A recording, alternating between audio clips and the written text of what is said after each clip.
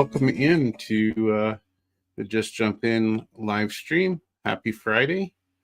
I hope everybody has had a good week and is looking forward to the weekend. And if you're out there, just let me know. Say hi. Make sure you can hear me. It looks like Ken was the first one in, so he gets the virtual cookie.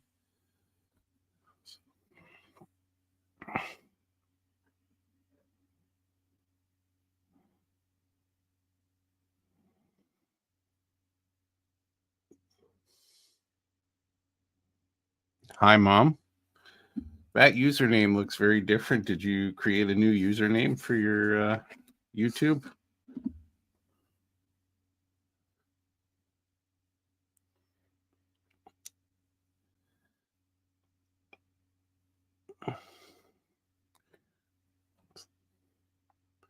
All right, so let's get started. So you see, if you saw the thumbnail for this show, you would have seen a rabbit hole starting, and this now dates back to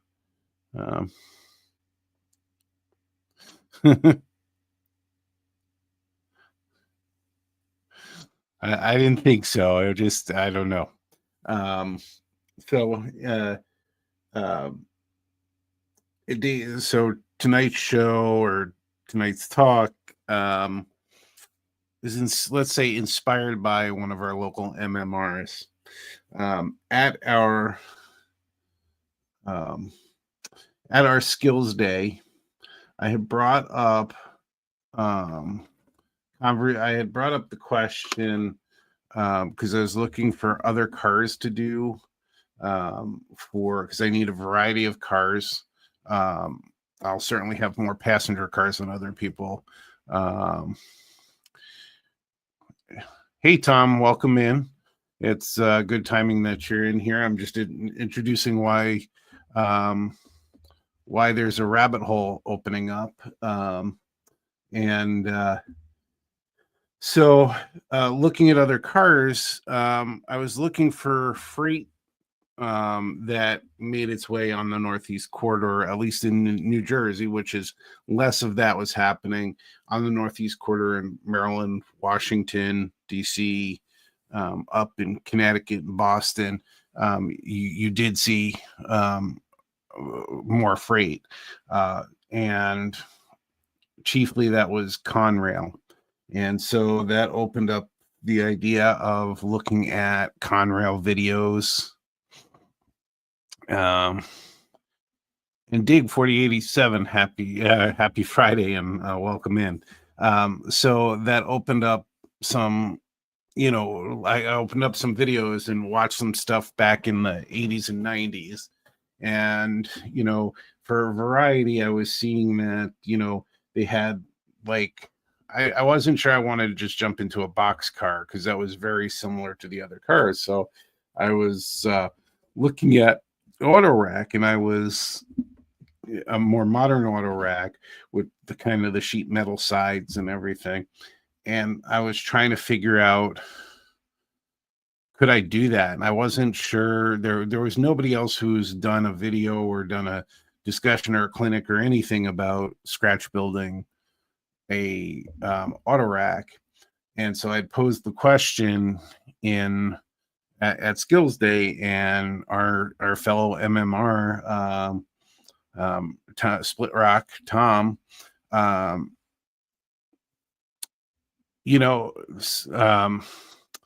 had mentioned that I was thinking too hard about it and said just build off of the flat car and then the gondola that I was making. So I still have to finish it up. There's a few pieces I got to finish up on here, but the gondola is just about done. When I do a final one that I'm going to have evaluated, I'll certainly be putting in all of the brakes stuff and piping underneath and everything. But we're just about there with that one. So I was looking at other ideas as well, and came up with that. And then Tom said, "Don't overthink it." So I started to dig that hole, and I came up with the idea of, how about a coil car? A lot of coil cars, first of all, were in gondolas.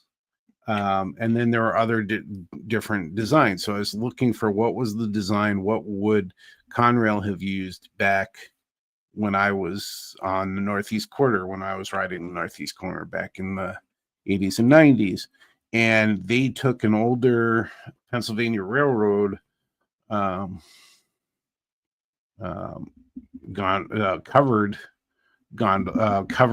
coil car and uncovered it and made a couple of other modifications.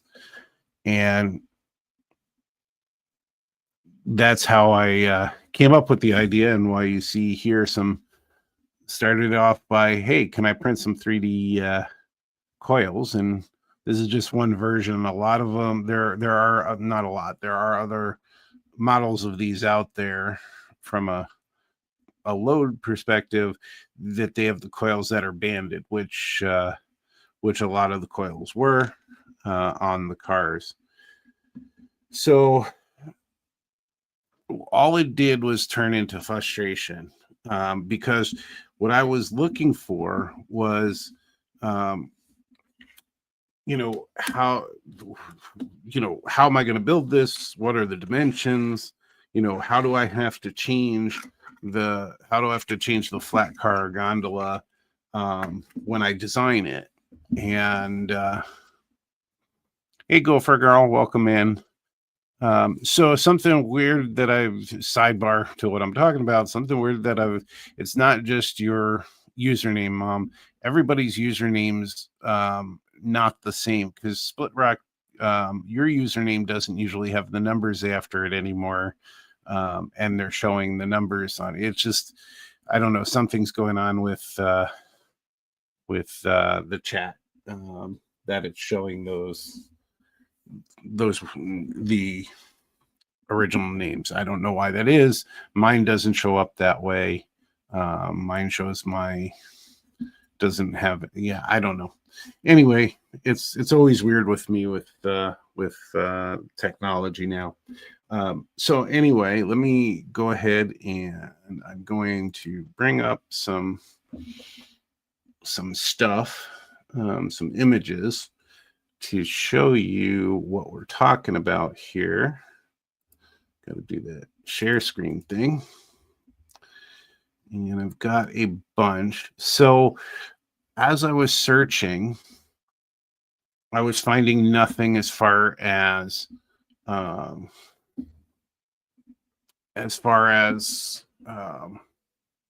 measurements, and it kept going to Tangent Scale Models, who has made this model, and that's the only place I was really finding any information. So let's start there. So this is their page that they talk about the gondola, this G41A. And let's get me off there and get you full screen here. So there's a little bit of background information in here about the car, showing you the car types that they have, and this one down on the bottom left here, that's the G41A. You'll notice on all of these, the difference is that from our normal way we do things, they're shorter cars with elongated couplers. They're showing all their offerings here. And so I certainly could do one with these covers and everything, and that would work fine too. But I want to keep it era specific. Here's one that's a repaint from 97. So that's era specific. That would still work with this cover on it. But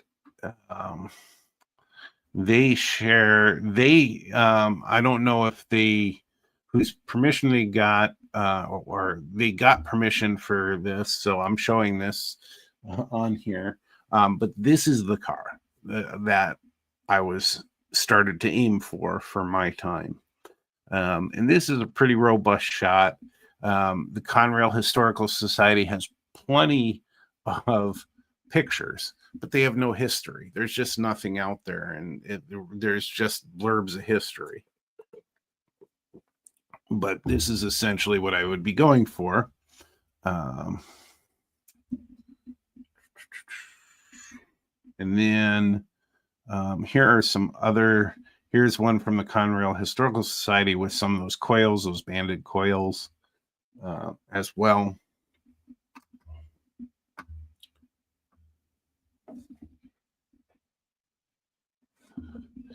And let me know. And you may not be seeing this. There you go. Let me see here.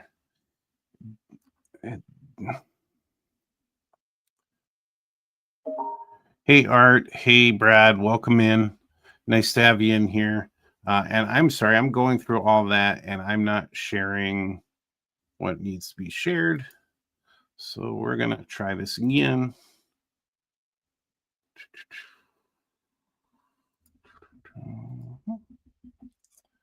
We're going to share. Let's share. Only on the screen. So I'm going to have to go from item to item. So let me pull. Where did you go? Okay. So now let me pull that back up. All right. So we're back. So this is the car again. This is the shot that Tangent got, and they said they got that from the Conrail Historical Society. However, I haven't seen that amongst Conrail Historical Society pictures, but my assumption is they also went out there and measured this car for their model, and they don't have any place that they're sharing that information. There are a couple of decal makers out there who do. There's one that does have decals for this car for Conrail, and then there's another one that has the Pennsylvania Railroad decals. Both of them have drawings, and I've reached out to both. One has responded and just said that he took the drawings. He did the drawings from offline. I don't know. He didn't give me anything. He just said he got the drawings and he drew it from pictures apparently. So he must be really good at it. But it's not in scale either on his website. It would be nice if it was in scale because then I could take from that if measurements and be all good. Because he has to show those, I think they call them tranches, and because there's decals that you would have to put on in there as well.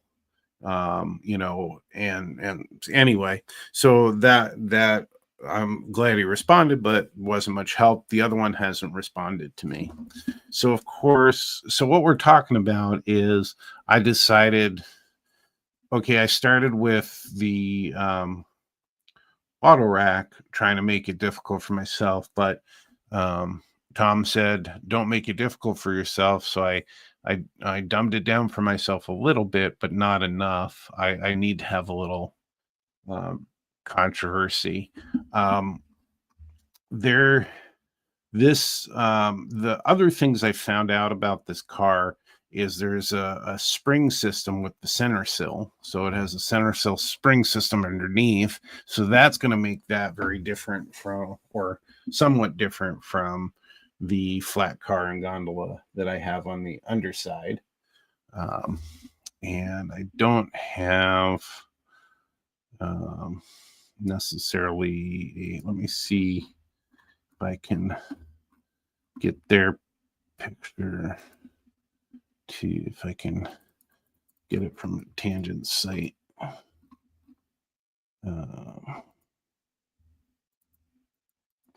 So that's all right. So that's then Stop sharing that. And then we're going to try this again.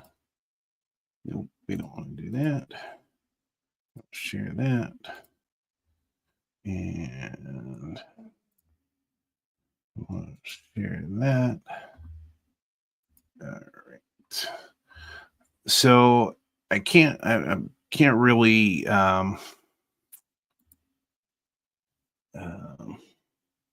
can't get it super close in, but the center sill on here they have like, you know, what looks like to me it have two center sills. But when I look up information on the center spring setup, it's a even tighter, and there are actual springs in there, and so it allows for movement that apparently helps cushion the coils, and that's why that's used. The other piece of this from the pictures of the real ones and the model is the middle sides of the car will have to drop down further. It still has kind of the standard braking stuff in the middle, so that won't be difficult to add. I'm going to have to figure out size of those extensions on the coupler pockets, and then again figuring out heights of things. How do these tranches? How do they, you know, what's the size on them and everything. So I can just go for it and see what happens and try to, you know, make it look like it and see what Tom and folks think from a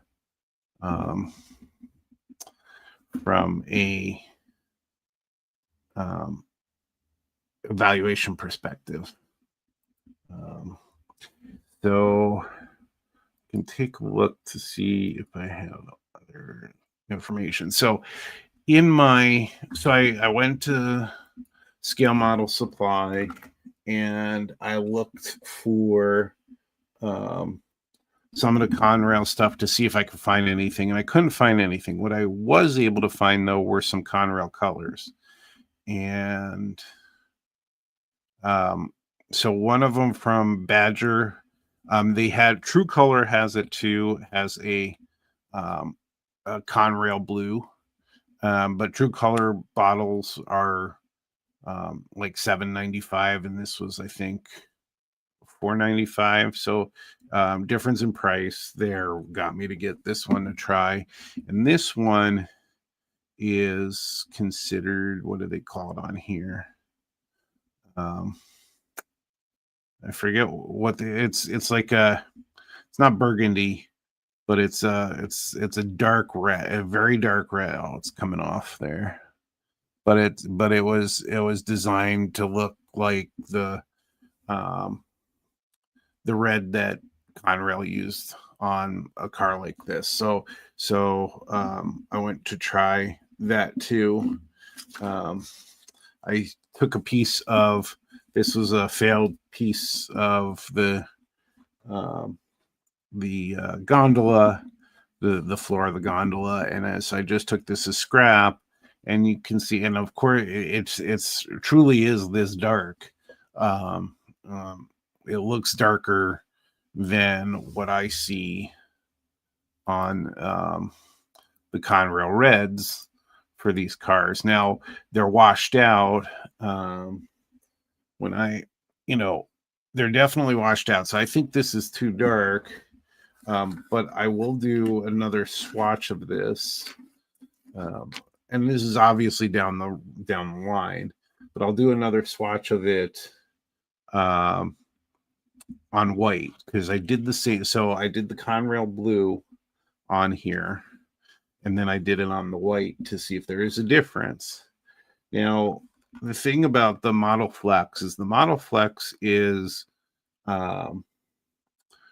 designed to spray from the bottle, and it's pretty thin. I think you could certainly spray this from the bottle. This one, I'm not sure if this one was. I would assume so, because it's Model Flex for the red too, just a different label. that one would certainly be also spray from the bottle. So, but when I look at these, and I painted these, I only painted, I think, 2 coats on this. I ended up painting, to get this solid, I ended up painting, I think, 4 or 5 coats on here. That's how thin the paint is. But when I look at them, regardless of having the lighter background than the red here, with layers of them, they're the same color, and they don't, to me, they don't look what I see online. I've never seen Conrail in person, so I don't know if that's if I don't know if it's just the pictures don't look accurate, but the Conrail blues that I've seen don't look like this, and I'll show you what I mean. And a lot of these pictures are these are people are taking these photos, so they're not like professionally lit. Let's see here. Pull up a locomotive that seems kind of bright enough. Let's see here. That one.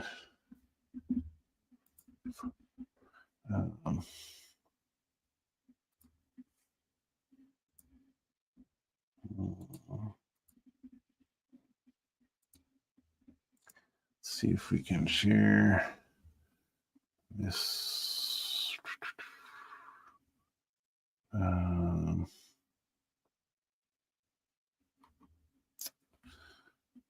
This is a pair of.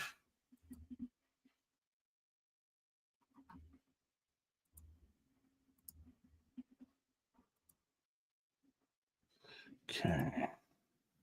I'm gonna pull up another one here, I think.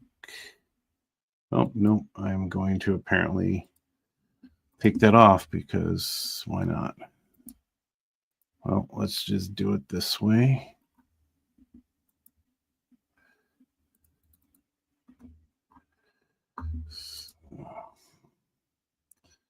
And then let's do this.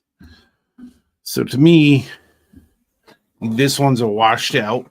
This one has both kind of a crisp blue and then a washed out look and a used look, but it certainly looks bluer than the paint on this one as well. But I wanted to show you this one because it's wet. It's basically weathered because and more dull than the other blues. But you can see with the light shining on the cab or the front end of it, the more crisp blue that it is. So anyway, so that's a down the road thought on that, and then but this is kind of the rabbit hole I've gone down now. Thanks, Tom, for that. Appreciate it. So tomorrow is the what is that? The Great Train Show at Canterbury. I'll be going to that. I'll now have something to focus on and look for. I'll look to see if I can find any Conrail stuff. I may, building these cars isn't the cheapest thing to do if I'm going to do it out of styrene. If I do it 3D printing, it'll be a lot cheaper. This is your rabbit hole that you dug for me, because I was going to be like, hey, I should just do a auto rack, and you're like, no, don't do that. Don't do more work than you need to. And so there you go. So it's been frustrating knowing that I don't have measurements and everything. So at this point, I may break down um, and locate a tangent model, buy the tangent model, and model it after that. That seems to be because they based it on the measurements and the of that one car that they have pictured. That's the closest you can get to it. So I would probably end up having to um,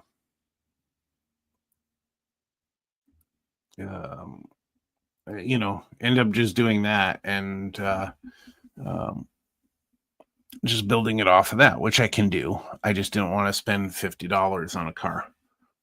That's just, if I'm going to spend $50 on a car, I'd rather spend $50 on the materials to build it. Just me being me.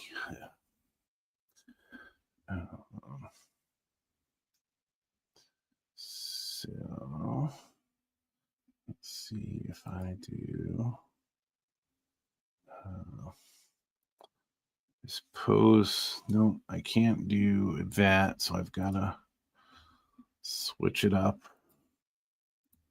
How to do the stop sharing and share again. That's kind of annoying. I should have had a bunch of slides available. So that's my bad. I had some others. Here's one that has different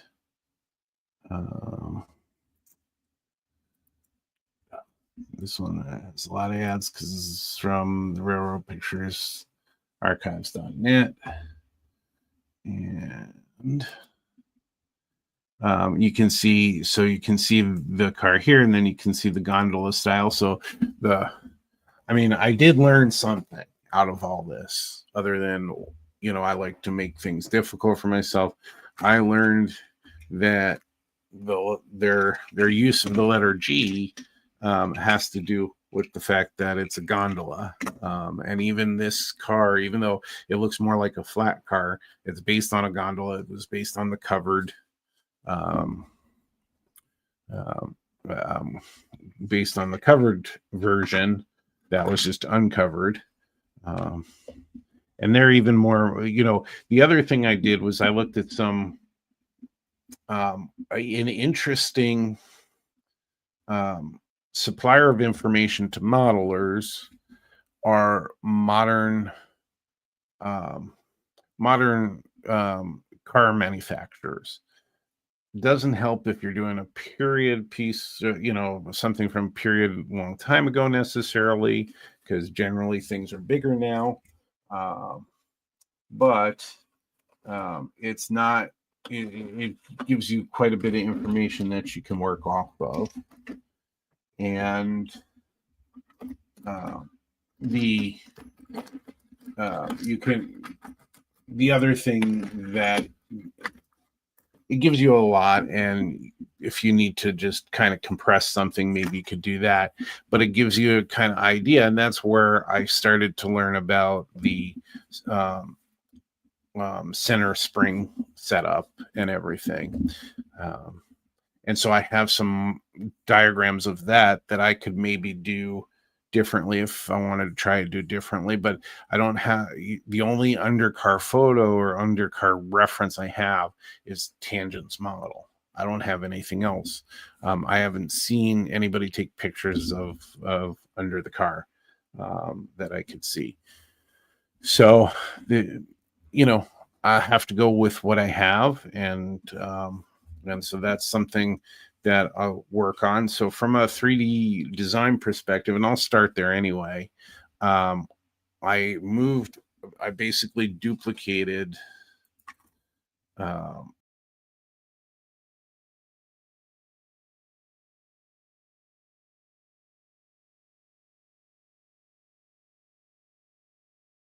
it would help if I had this. So basically I have this design already complete or mostly complete. I still have to finish up those, decide if I'm going to continue to design the ladders or just use commercial ladders. But I already have this design. So, and when I designed this, I even made changes to this whole setup. And so I'll continue to make those changes. So for instance, this is going to come down to the flat car level. This center area here is going to come down further. And then the underside, this will look differently. It's going to be flatter. So it's going to be further down in. So I'll be able to make those changes. I don't think those will be difficult changes to do. I don't have to reinvent it. In other words, I can work off of it. And that's what Tom was basically saying. So I do appreciate that, Tom. It just, it made for a week or two of searching and not finding stuff.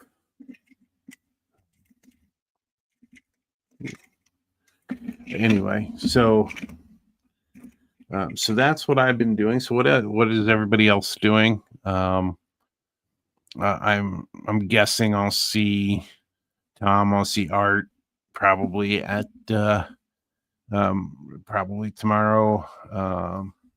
Ken, not sure if you're going to be there, but I will have your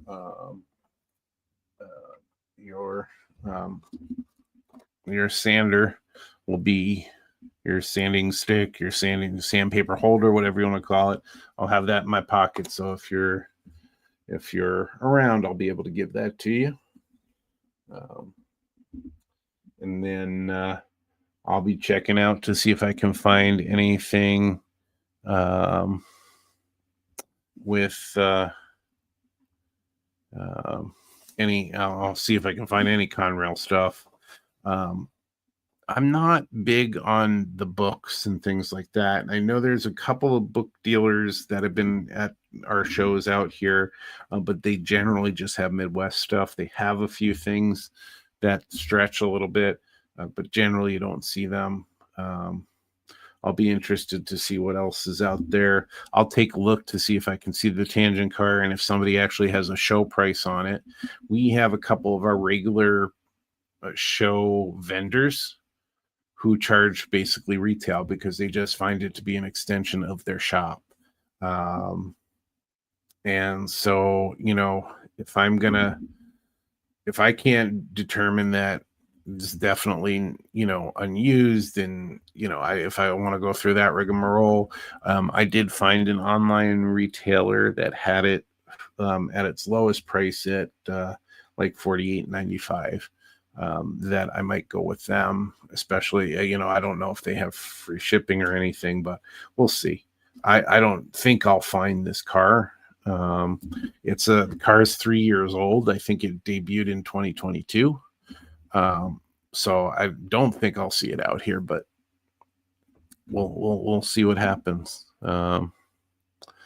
So yeah, I can do that, Art. And I have this problem sometimes when I go to Scale Model Supply, where I go and I take a list with me. I have a little, I use the notes function on my iPhone and have it, where you can check them off that they're done and everything. And I have a bunch of things listed, and I'll go there, and then I get frustrated when they don't have stuff. And they don't sell tangent models there, so I couldn't even look at see if they had that model. And I don't think I even saw. I looked. Walthers makes a Coil car. I think Atlas at one point did, but they didn't have that Atlas series that I saw there. And I looked in the back room to see any of the loose cars from collections that they might have had. I didn't see anything in there. So I was getting fired because I had a list of things that I wanted to kind of grab that were Conrail related and couldn't find any, and then I found the paints, and I'm not at the painting stage, but I went and got them anyway. So it's a little problem I have with that I got to figure out and stop spending that money, because I'm not going to use these for anything right now. Although, from, I don't know if Jimmy's on, but from his teaching me how to make it through doing figure painting, I think that's a pretty decent jeans color. You know, if I'm reduced to just painting jeans on there. I could also use the gondola and change the, and have the inside set up to hold these guys. But and I could make that modification, but that's, that would be too easy for me to do something smart like that. So I'm still going to go down this rabbit hole and try. Well, it's not a very deep rabbit hole because there's no information, but I'm going to certainly try to make this work. I still got to work on the other cars. The other cars aren't done. But when I'm kind of stuck on those, or something has to dry or something, I want to keep the momentum going. And so that's what's got me looking into the other cars. Most of this week, though, what I've been working on outside of researching this is finishing up.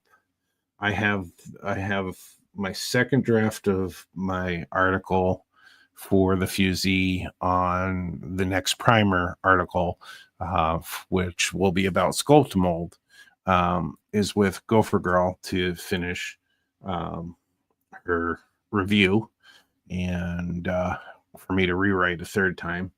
And I also was documenting all of this, and I'm going to have a video. I haven't done a video in forever. So I'm going to do this in video form too. So I've been editing almost every night. I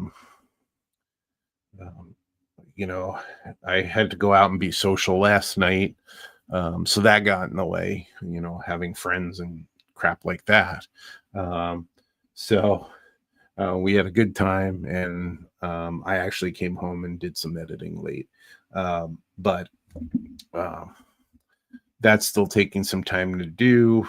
I'm probably 40% done with that. And so we'll keep going. I have time to get the article in. So what I will do in the article is I'm actually going to refer to the video, so that anybody who's reading the article that wants more visual look, more visual explanation, they'll have that. Now, the article is going to be pretty long. Right now, I think it's at 10 pages.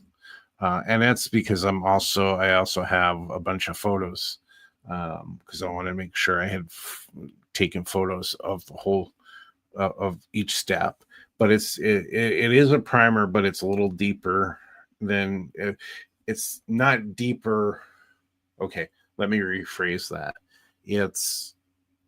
It's longer because Sculpt Mold promotes that two things. You can model with it, meaning make your terrain, and then you can do molds with it. And so I've actually with this done both, where I've modeled terrain with it, and then I've done rock molds from it to add on, and that that is that's why there's two sections to it, so it makes it longer. So this has, and hopefully you can't tell really well because you want it to blend in, but this has the sculpt mold and as the scenery with the foam as a scenery, but on the front end here, and then this whole side is actually the big piece of rock that I created and blended in here. So it's not, so this one you have, let's let's see, I think you can tell more like this. It's a very flat surface.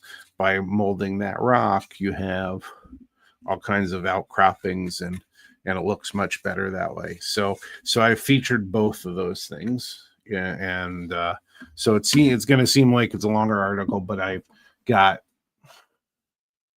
I don't know, I've got like 3 pictures per an explanation or something like that. So that's what really extends it. And Gopher Girl, as much as we fight over all of your edits, I generally accept them. I think I probably curse you out when I'm on my own, updating whatever I'm working on. But you've not just this stuff, but you've built up, or you've edited resumes and things like that got me jobs. So I, in the moment, I can be frustrated by it, but I'm never upset about it, because the editing is useful and helpful. And I usually, like I said, begrudgingly take your edits. So that's what's taken up my nights. I've probably been editing video maybe 3 hours a night.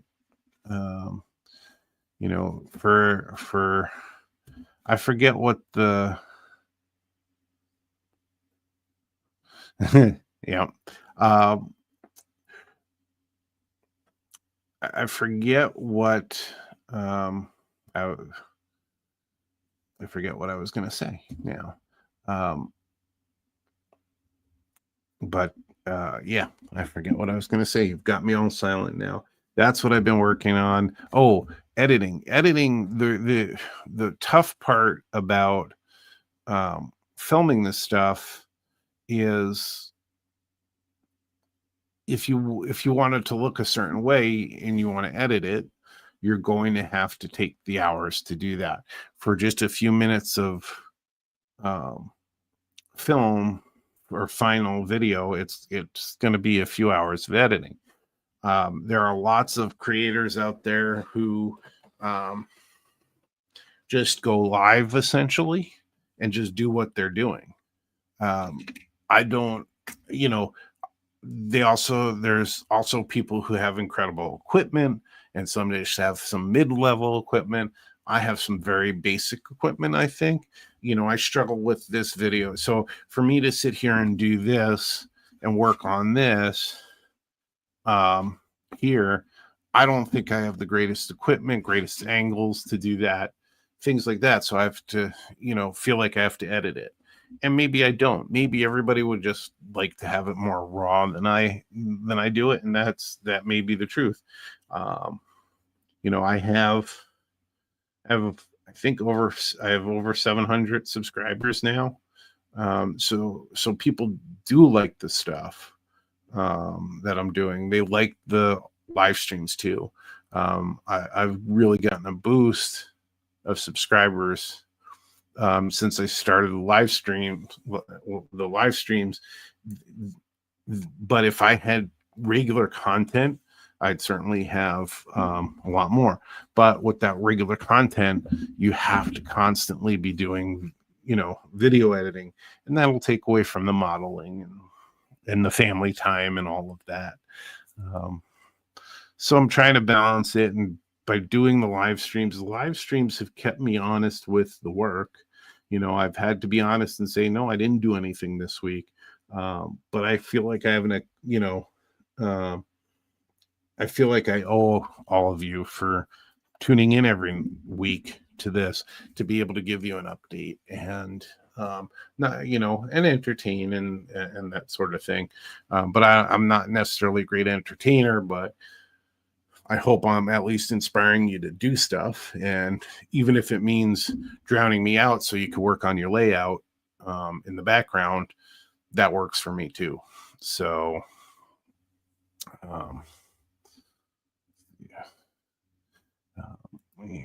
so that's where I'm at. But hopefully everybody else is into their model railroading as we get a little cooler in the air.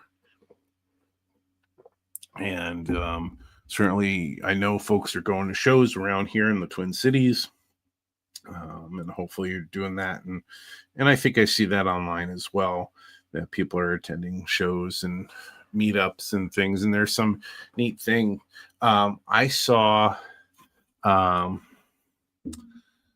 a video popped up on YouTube for me, of a modeling club, and it was a car modeling club, I believe, um, that um, where they got together, and it looked like it was somebody's house, and instead of they don't have a layout like a lot of us do, so they have a lot of room in their basement, and they had long tables set up, and people were there for 2 days or whatever, and they would sit down and they do their work and talk and socialize while they're doing their work and everything. So I thought that was a neat idea. um, Unfortunately, I think for us model railroaders, a lot of us have modules or a layout, so it reduces space to have something like that happen. Um, so I like the fact that we do the skills days, you know, in the Twin Cities division, and because it is a place where we're all doing some kind of work, which is neat, but we're also learning. So I like that as well.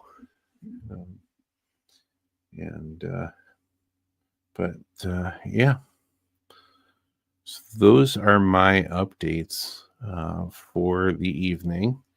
um I you know I'm not bringing much money with me to show, because I don't have a lot now for the hobby, but I'm bringing a little bit just in case I get lucky and find some good stuff to buy. um I don't want to rant, but here I go. I'm going to rant a little bit. So with this train show, every year it seems like there's trouble getting our NMRA discount. It doesn't show up on there, or there's a problem with it. Or at one point they told me years ago, oh no, you have to go through and pay for it, go through the pay screens and put your card in and process it, and then you'll have the opportunity for the discount. I know it's a small discount, but I was like, I'm not buying that for anything. And so I've reached out at one point. The discount code box was there, but it wasn't working. I reached out to them. They told me the code was NM20, and the NMRA's website has a different code for it. And I reached out to both the NMRA and the show promoter in the same email. Didn't hear back from the NMRA. The show promoter said, no, it's this discount code. Didn't say they were changing it to what it was on the NMRA website. Whatever. Nothing really happened there. Then the next year, it wasn't there, and had to go through that rigmarole. So this time I went through, I tried on our laptop, I tried on my work laptop, I tried on my phone. There was no discount code there for our NMRA discount code. Well, I emailed the promoter again. Seems like I have to do this yearly. I feel like it's my duty. And then he comes back and responds a few days later saying it's at, I forget where he said it's at the bottom of whichever page or whatever. So I go back there on my work laptop, because I was working at the time, and sure enough, that box was there. And I'm like, okay. So he didn't put the box on there originally. So now that I complained about it, he's putting it up there. So then I went and I put the code in that I knew was the code from him in the past, and it didn't work. And I was like, oh, here we go again. So I went out to the NMR website, went behind the curtains there, got the code that was in there, and I entered that. And so it looks like on the show end, they corrected it, and the code that is listed on the NMRA website is the one that worked. So I hope other people benefited from that. Even though it was like $2.20, it was still $2.20 I could put towards, more rabbit hole instead of the show entrance fee, because this one's our most expensive entrance fee for shows, for these type of shows around here. So and for some it may not be expensive. For me it is. I get $10 out of each paycheck that I can put towards the hobby. And the tickets, I think, at the door are $12. They now have a processing fee that's on top of that. If you go online, you can get it for $11. I still wanted my discount because, again, I need some rabbit hole dollars. And now I have my rabbit hole dollars. My $2.20 that I saved can now go towards the hobby. But I don't know that I want to end on a rant like that, but it is a hockey night, so it is a date night with Gopher Girl. We have the show this weekend to go to. I hope to see all of you there that can make it. I'm one of those where I go first thing when the show opens up. I do my runs around. I walk every aisle, look at every booth, except for some booths. Like I do have there is a vendor that actually at this show, last time that I went to this show, took up a whole row. But I don't do business with him because the way he's dealt with me in the past. So that actually reduced the row. I didn't have to walk down. But I'll go around the walls and check those out, check all the vendors out, go up and down the aisles, check those out. Then I'll go back to where I want to really take a deeper dive. There's one vendor that has basically a junk pile where everything's $1, $2, or $3. You're trying to get rid of stuff. That's what I've walked away with the most is, stuff for building and that kind of thing. And so I've seen him and his wife at 2 shows, and I've bought both times most from them. But we'll definitely, it takes me a while to go around. Then I hem and haw for a while if I see something that I might want. And I walk around and walk around and walk around. And by the time it's been a couple hours, other people finally show up that I know. And so when you see me there, be sure to say hi. And then with that, I'm gonna, it's a little bit of a shorter show tonight, but gonna spend some time with Gopher Girl and some Gopher hockey. So want to say have a great weekend. Just jump in and try something, especially model railroading. Think you're gonna like it, and have a great weekend, everybody.